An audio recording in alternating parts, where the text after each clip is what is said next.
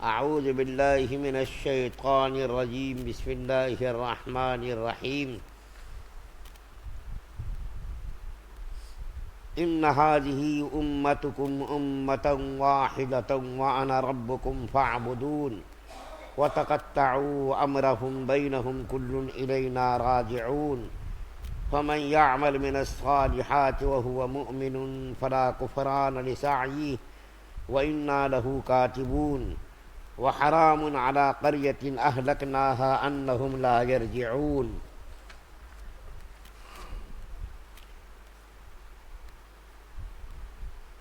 لوگو یقین رکھو کہ یہ دین جس کی یہ تمام انبیاء علیہم السلام دعوت دیتے رہے ہیں تمہارا دین ہے جو ایک ہی دین ہے، اور میں تمہارا پروردگار ہوں، لہذا تم میری عبادت کرو۔ اور لوگوں نے اپنے دین کو آپس میں ٹکڑے ٹکڑے کر کے بانٹ لیا،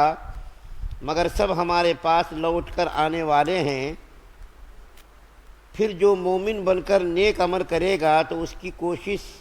کی ناقدری نہیں ہوگی، اور ہم اس کوشش کو لکھتے جاتے ہیں۔ اور جس کسی بستی کے لوگوں کو ہم نے ہلاک کیا ہے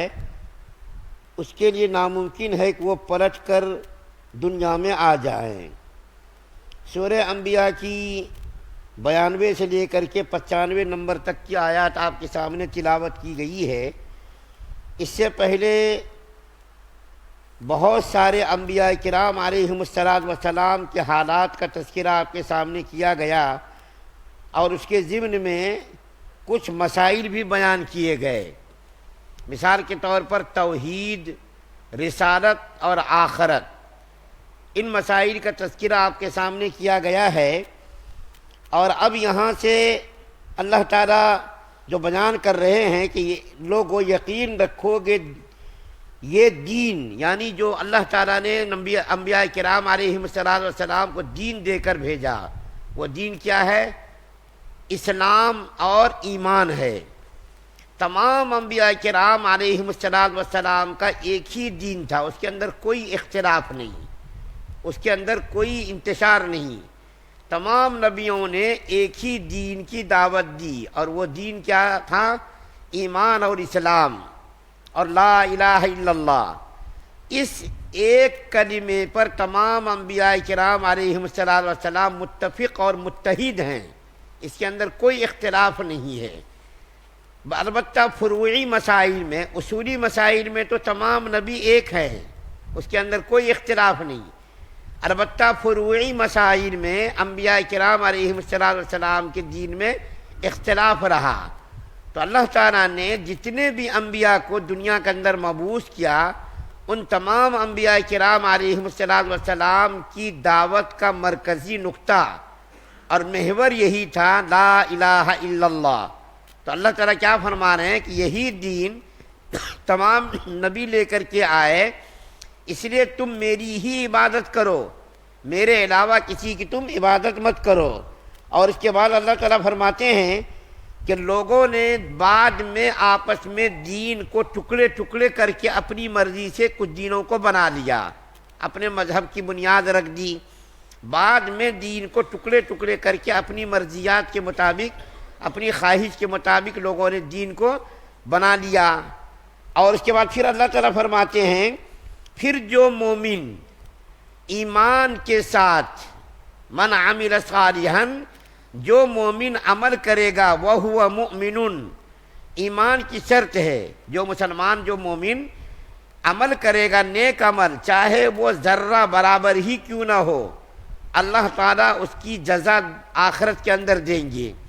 دیکھیے یہاں پر ایمان کی شرط لگی ہوئی ہے۔ ایمان اگر ہے تو آدمی کا عمل قابل قبول ہے، اور اگر ایمان کے بغیر چاہے وہ کتنا بھی نیک کام کرے، صدقہ خیرات کرے، کچھ بھی کرے، ایمان اگر نہیں ہے تو کوئی فائدہ نہیں۔ ایمان کے بغیر کوئی عمل قابل قبول نہیں۔ اس کی مثال دیکھیے آپ، نبی کریم صلی اللہ علیہ وسلم کے سگے چاچا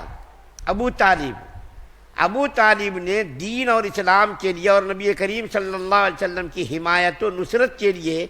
اپنی جان کو تگ دیا، مکہ کے کافروں سے ٹکر لی، مقابلہ کیا، یہاں تک کہ ابو طالب شعب ابی طالب میں 3 سالوں تک مقید رہے۔ مسلمانوں کو، آپ کو یہ بہت مشہور واقعہ ہے کہ کافروں نے 3 سال تک بائیکاٹ مسلمانوں کا کیا تھا،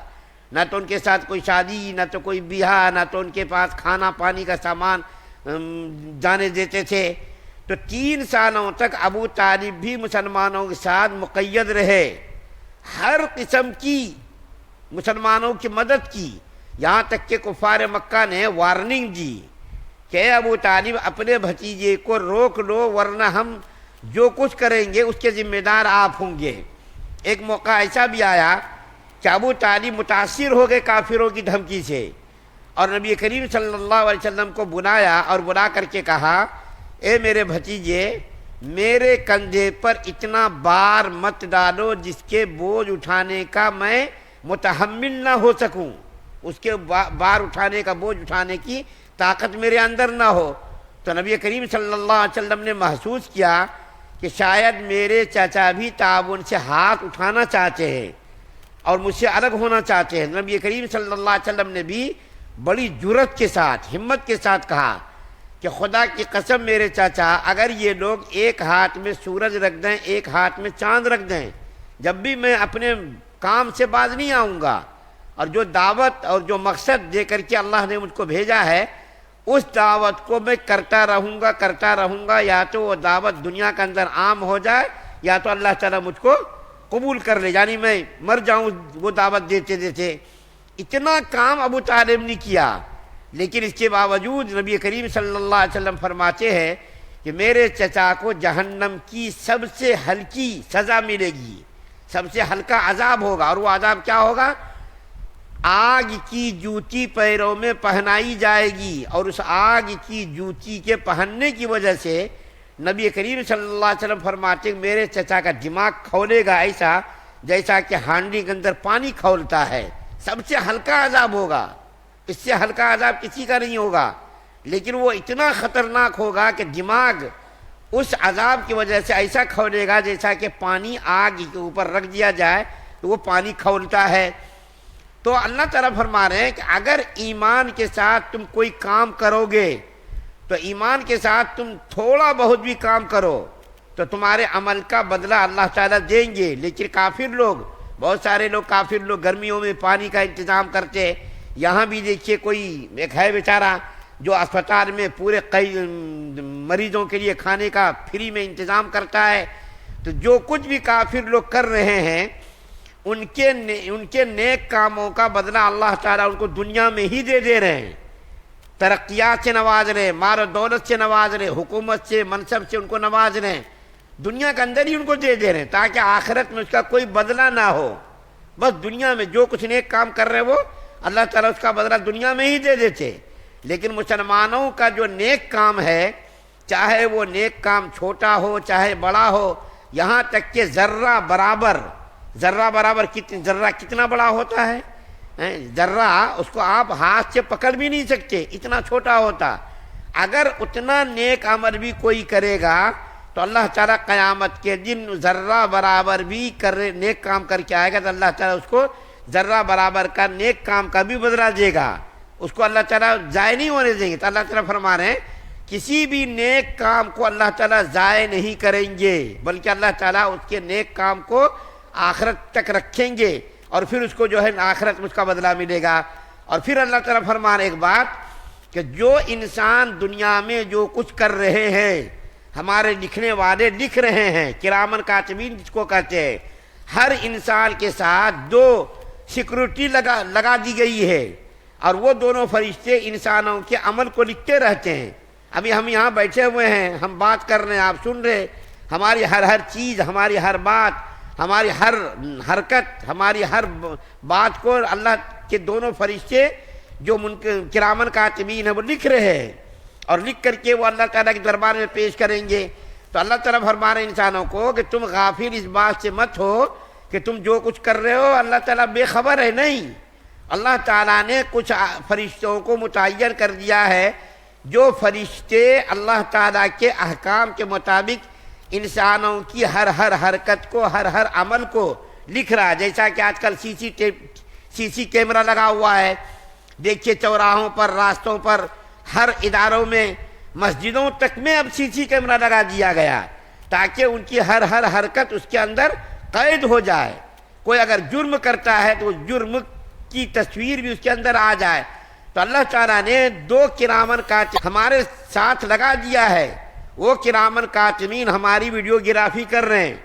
اللہ تعالیٰ کے دربار میں جب ہم آپ حاضر ہوں گے تو وہ دونوں فرشتے ہماری ویڈیوگرافی کی ہوئی پوری تفصیلات کو اللہ تعالیٰ کے سامنے پیش کر دیں گے۔ آخری آیت جو پڑھی گئی 95 نمبر کی،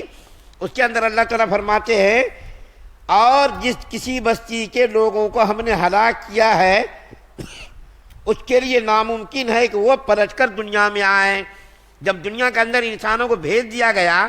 تو کافر لوگ جب آخرت میں جائیں گے تو دنیا میں آنے کی دوبارہ وہ خواہش کا اظہار کریں گے کہ یا اللہ اب ہم نے جو آپ کے نبی کے ذریعے ہمیں معلوم آپ کے نبی نے بتایا تھا وہ تمام باتیں ہم نے اپنی آنکھوں سے دیکھ لی، کانوں سے سن لیا، اب ہم کو دوبارہ دنیا کے اندر بھیج دیجئے۔ تو اللہ تعالیٰ فرمائیں گے کہ اب یہ ناممکن ہے، اب یہاں آنے کے بعد دوبارہ جانے کا قانون نہیں ہے، دوبارہ جانے کا ضابطہ نہیں ہے، اب یہاں سے تم نہیں جا سکتے۔ تو اللہ تعالیٰ فرمائے جو کچھ کرنا ہے اسی زندگی میں کر لینا ہے، پھر یہاں سے جانے کے بعد انسان تڑپے گا، حسرت کرے گا، انسان کوشش کرے گا، اللہ سے گڑ گڑائے گا، لیکن اللہ تعالیٰ فرمائیں گے نہیں اب دوبارہ دنیا میں جانے کا قانون نہیں ہے۔ ہم لوگوں کو بھی اس موقع کو غنیمت سمجھنا چاہیے اور اپنی زبان کو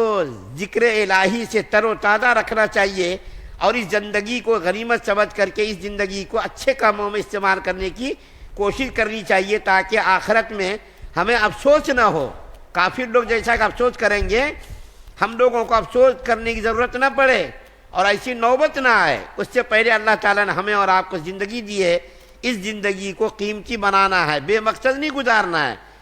جیسا کہتے ہیں نا ڈھکیل رہے ہیں، بہت سارے لوگ کیا کہتے ہیں بس ایسے ڈھکیل رہے ہیں زندگی، بس ایسے ہی گزار رہے ہیں، بے مقصد زندگی گزار رہے ہیں۔ زندگی کو بے مقصد گزارنا نہیں، ڈھکیلنا نہیں، بلکہ زندگی کو بامقصد بنانا ہے اور اسی زندگی میں جو کچھ نیک کام کرنا ہے کر لینا ہے اور گناہوں سے توبہ استغفار کرتے رہنا ہے۔ اللہ سے دعا ہے اللہ ہم سب کو سننے زیادہ عمل کرنے کی توفیق عطا فرمائے۔ سبحان اللہ و بحمدہ، سبحانک اللہم۔